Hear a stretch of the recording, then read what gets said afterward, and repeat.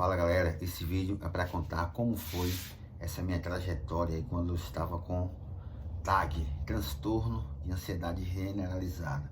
O que foi que eu fiz, como foi que desencadeou, enfim, vamos lá.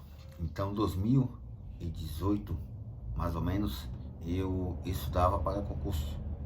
Eu meio que me isolei, eu trabalhei menos, de 100% trabalhei 10, 15%. E o restante do dia era dedicado aos estudos. Só que aí faltou o equilíbrio, né? Tudo nessa vida é equilíbrio. Por mais que você se dedique, almeje a algo, você não pode simplesmente isolar o mundo por conta desse objetivo. Você tem que saber deixar cada coisa em seu determinado lugar, na sua medida proporção, e poder focar lá nas suas metas.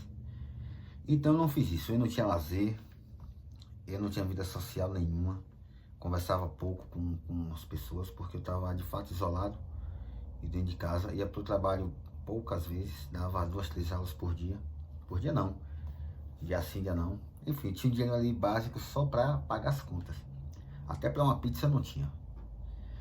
E isso me tirava muito do sério, porque por mais que eu quisesse me dedicar, e quando você tá ali se entregando a algo, pô, um momento ou outro você vai querer comer um churrasquinho, comer uma pizza, comer um cachorro quente. Se você não tiver dinheiro, meu irmão, aí você realmente se estressa. E foi o que aconteceu comigo. Eu fiquei muito estressado, um nível de estresse assim muito grande. Até que, início do ano de 2020, na pandemia, desencadeou a primeira crise de ansiedade. Na verdade, eu já estava tendo crise de ansiedade, mas eu não sabia o que era. Eu dormia tarde, a mente ficava, né, em 1000 graus, pensando um bocado de coisa. E até então era só ansiedade. Quando foi na pandemia, eu passei a ter síndrome do pânico. Eu não sabia o que era, né? Porque imagine, eu competia fisiculturismo. Então, eu tomei anabolizante por vários anos. E até então tudo bem. Inclusive, tinha amigos meus na época que morreram por causa de anabolizantes. E teve outros que tiveram AVC, enfim. Quem convive no meio do fisiculturismo, da galera das antigas, que toma anabolizante e está inserido no meio, sabe como funciona. A galera de internet aí que não toma nada, não vivencia esse meio, eles acham que não faz mal por ver esses caras aí, né, como o Arnold Schwarzenegger, que já tem várias cirurgias cardíacas e tem dinheiro para poder bancar, vivo. Ele vê vários atletas aí vivendo sua vida aparentemente normalmente, tá? Porque muitos têm colaterais, tem pressão alta, tem diabetes, muitos não falam, porque se falar, a galera vai cair matando. Mas enfim, não é esse o tema, eu posso fazer um vídeo com esse tema aí depois.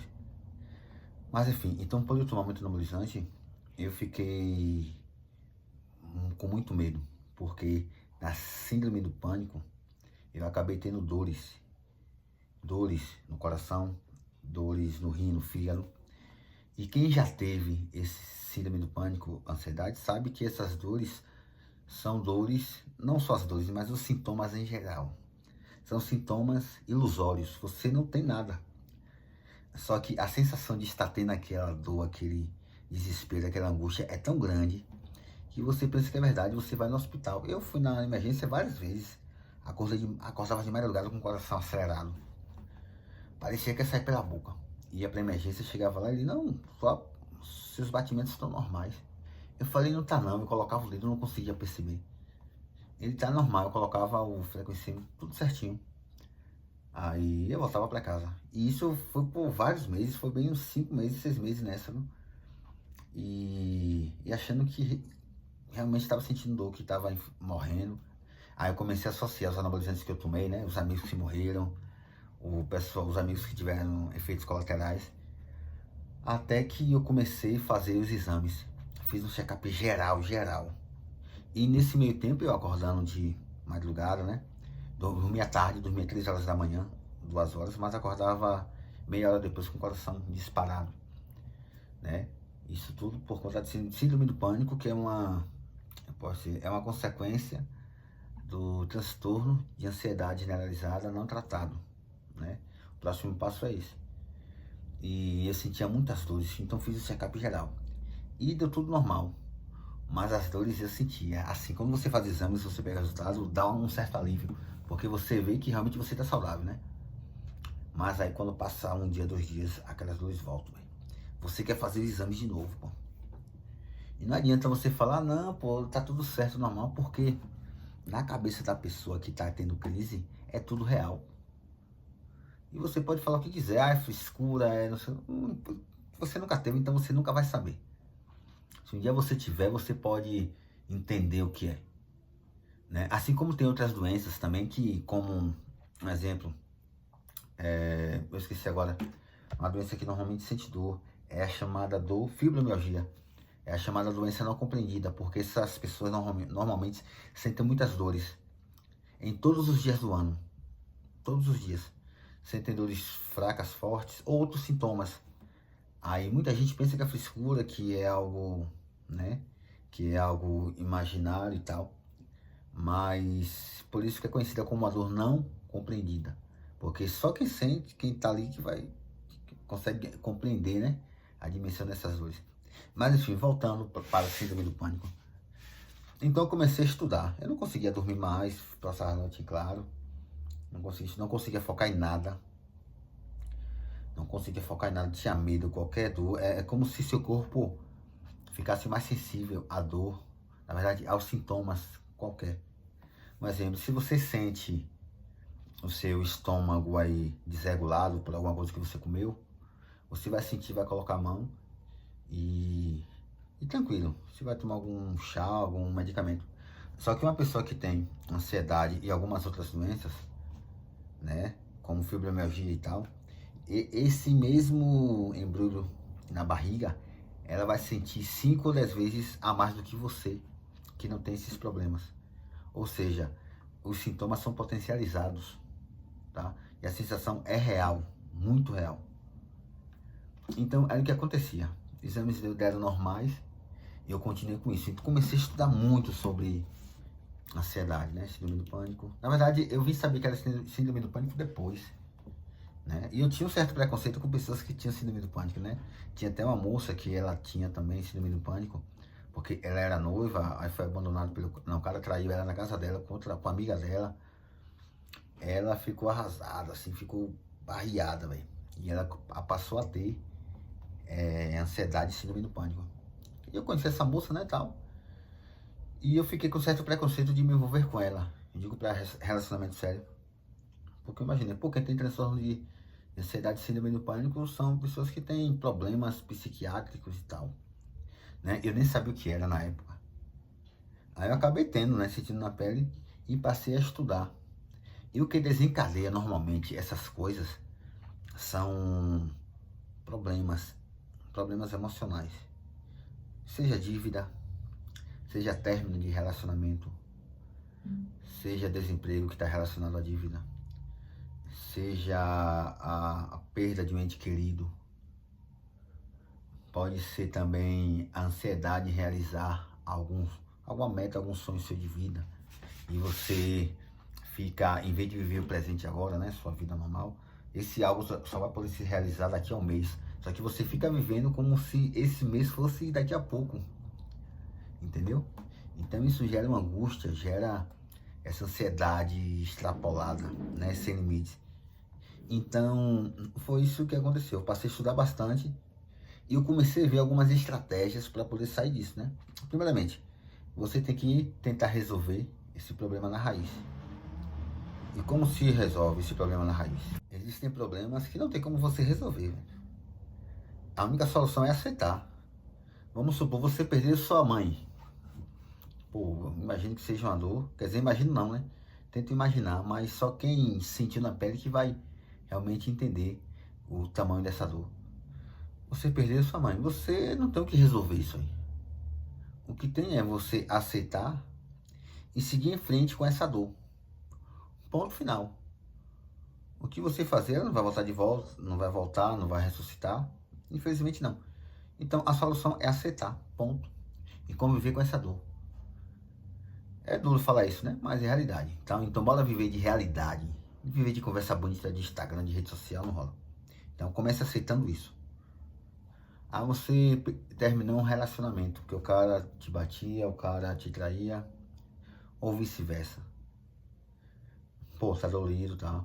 A solução é você continuar sem esse relacionamento. Porque a raiz dessa ansiedade pode ter sido as agressões, pode ter sido o afastamento dessa pessoa, né? Você criou um vínculo emocional tão grande que você se acostumou a viver com essa pessoa. Então, quando se descola dela, isso te machuca, te dói. Mas isso é a solução. É você continuar afastado. Porque você vai sofrer no início, né? Nesse descolamento aí. Mas depois você vai se acostumar, vai se adaptar. E vai seguir em frente. Ao contrário, você pode estar desempregado. O que fazer por estar desempregado? É aceitar que você realmente está na merda por estar desempregado, sem dinheiro para comprar o básico. E tentar mover isso aí. Tentar mudar de que forma? Correndo atrás, fazendo amizade, network, enviando currículos. Rede social, indo para rede social, sim. Você não vai ter uma resposta a curto prazo, mas você pode plantar para colher lá na frente. Afinal de contas, a vida, não, por mais que você tenha que viver o agora, conectado no agora, você tem que plantar algo para que você colha no futuro, e algo bom, algo que realmente que vai render frutos. Então eu te recomendo isso, pega o dinheiro emprestado, compra alguma coisa, vende algo no sinal, qualquer coisa. Então é bom você pensar na solução do que você ficar se maldizendo, se achando fracassado, se achando coitadinho, se colocando como vítima. Então não resolve. Então eu falei esses assuntos aí para vocês terem a noção mais ou menos do que é de fato você resolver a raiz do problema. Tem até uma moça que ela estava com câncer terminal, ela consolava o marido dela, o repórter. Tem até no YouTube, vocês colocam aí. Cabrini. Bota assim, Cabrini, moça com câncer terminal. Não, bota assim, câncer terminal. Roberto Cabrini. Vai aparecer. E ela falou que o motivo da felicidade dela, de ela sorrir sabendo que vai morrer, é aceitar, porque não tem mais o que fazer.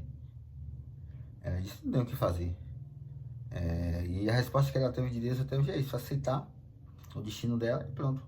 Ou seja, ela não vai se livrar da dor, entendeu? Mas ela vai amenizar muito essa dor. Então ela morreu plena, inclusive consolando seus filhos, né, seu marido. Então, esses exemplos que eu dei são exemplos que a gente pode tirar como lição, né, e aplicar em nossa vida. Além disso, eu aprendi na época também que a rotina é uma ferramenta muito boa para quem está com ansiedade e síndrome do pânico. Por quê? Porque a rotina, ela faz um desvio de atenção, né, no teu cotidiano. Porque se você está em casa sem fazer nada, vão vir milhões de coisas em sua cabeça.